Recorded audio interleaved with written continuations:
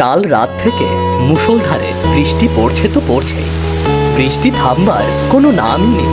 এই বৃষ্টিতে খা খা করছে পরিবেশ। এরই মাঝে এক লোক বাজারের দিকে এগিয়ে যাচ্ছে। নাম তার শঙ্কর। সকাল সকাল বৃষ্টি মাথায় করে শঙ্কর হাটে এসে পৌঁছায়। ও হরিদা, টাটকা ইলিশ আছে নাকি? একটা বড় দেখে ইলিশ দেখাও তো দেখি। আরে শঙ্করদা, আজ যে ভাগ্য খুলে গেছে তোমার। এই যে দেখো, একটা ইলিশই আছে, আসছে সেই পদ্মা থেকে। এই বৃষ্টিতে মাছ জালে আটকায় না গো, জালে আটকায় না।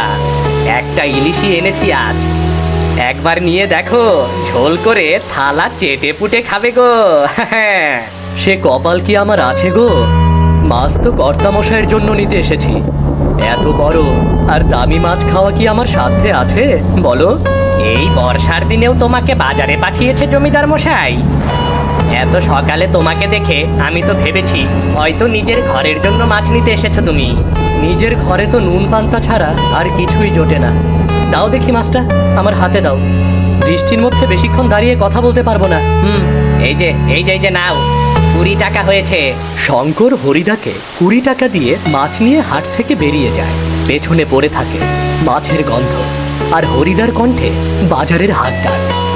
সামনে কাদা আর বৃষ্টির ফোঁটার মাঝে শঙ্কর হেঁটে যায়।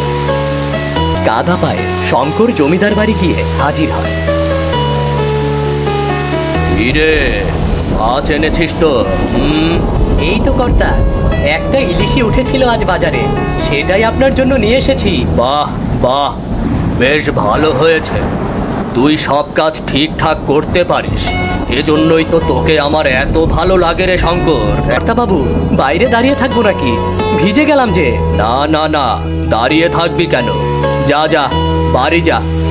আর মাছটা ওখানেই রেখে দে, আমি গোপালকে বলে রান্নাঘরে পাঠিয়ে দিচ্ছি। তোর আর কাদা পায়ে এখন ঘরে ঢুকতে হবে না। শঙ্কর মুখ ভারী করে মাছটা বারান্দার ওপরই রেখে দিল। আচ্ছা কর্তা বাবু, আমি যাই তাহলে। আর শোন, বিকেলে একবার আসিস। শঙ্কর মাথা নেড়ে বাড়ির পথে রওনা হয়। জমিদার বেশ অহংকারী, কিন্তু শঙ্করকে অনেক স্নেহ করে। জমিদারের কারণে শঙ্করের ঘরে দুমুঠো ভাত জোটে।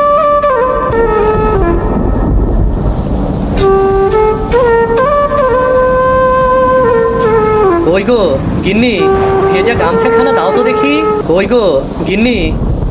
এ কি গো, একদম যে ভিজে গেছো। এই বর্ষার পানি মাথায় পড়লে যে জ্বর আসবে। ও কিছু হবে না গো, কিছু মুড়ি বাতাসা থাকলে দাও তো দেখি। এসো, ঘরে এসে বসো।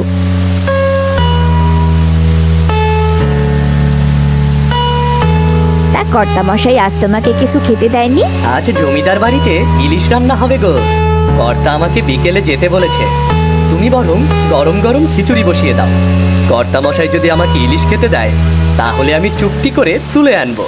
তারপর গরম গরম খিচুড়ি দিয়ে ইলিশ ভাজা খাবো। এই বিশাল একটা ইলিশ কিনেছি গো আজ। 20 টাকা নিয়েছে হরিদা, বুঝলে, 20 টাকা নিয়েছে। এত দামের ইলিশ কি আর আমাদের কপালে সইবে? এসব কথা বলো না তো, যাও গিয়ে রান্না বসাও। কতদিন হলো খিচুড়ি দিয়ে ইলিশ ভাজা খাই না। এদিকে সন্ধ্যা গড়িয়ে রাত হলো। বৃষ্টি থেমেছে, কিন্তু শো শো করে বাতাস বইছে। শঙ্কর গুটি গুটি পায়ে জমিদার বাড়িতে হাজির হল।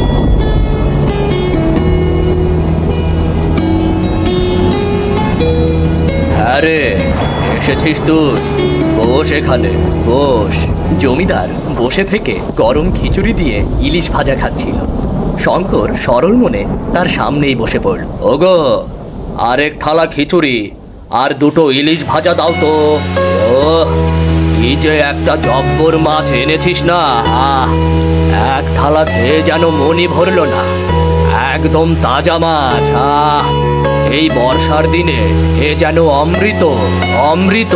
জমিদারের কথা শুনে শঙ্করের মনটা কেমন ভেঙে গেল। বাইরের তীব্র ঝড় বাতাস যেন শঙ্করের মনেও বইতে শুরু করল। এদিকে সন্ধ্যা গড়িয়ে রাত হলো। বৃষ্টি থেমেছে, কিন্তু শো শো করে বাতাস বইছে।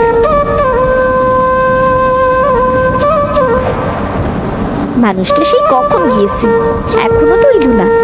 এদিকে বাতাসের মতিগতিও তো ভালো না।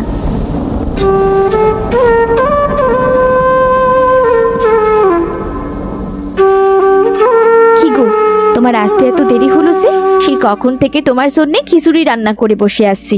ও কিছু না গো, চলো চলো খেতে দাও। ওগো, তুমি না বললে কর্তামশাই তোমাকে ইলিশ খেতে ডেকেছে? তা পেয়েছো তো? না গো, কর্তামশাই একটা কাজে ডেকেছিল। এত দামি ইলিশ কি কেউ চাকরের প্লেটে দেয় নাকি বলো?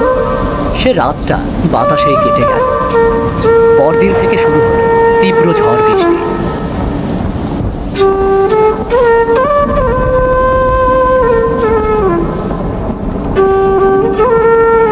কি গো, এই বৃষ্টির মধ্যে আবার কে ডাকছে?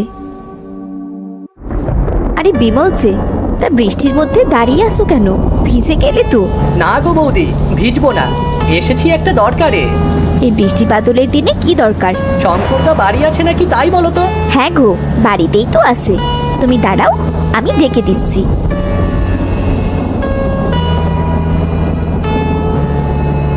হ্যাঁ রে বিমল, কি হয়েছে? এত ঝড় বৃষ্টির মধ্যে তুই? আর বলো না গো শঙ্করদা, দেখছই তো 4-5 দিন ধরে কত বৃষ্টি হচ্ছে। এই বৃষ্টিতে পুকুর ডোবা সব একাকার হয়ে গেছে পানিতে। পুকুরে শখ করে কটা ইলিশ চাষ করেছিলাম, এখন পানি বাড়লে মাছগুলো সব ভেসে চলে যাবে গো।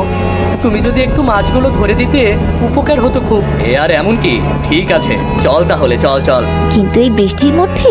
ও চিন্তা করো না গো বৌদি, আমি দাদাকে কিছু পয়সা বাড়িয়ে দেব।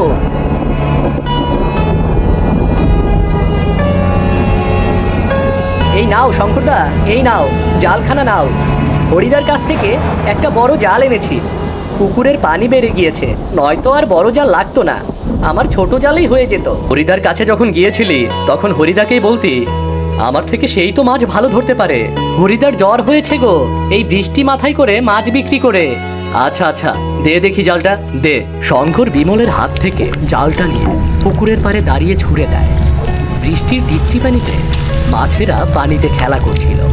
জাল ছুঁড়তেই সব মাছ জালে আটকা পড়ে যায়।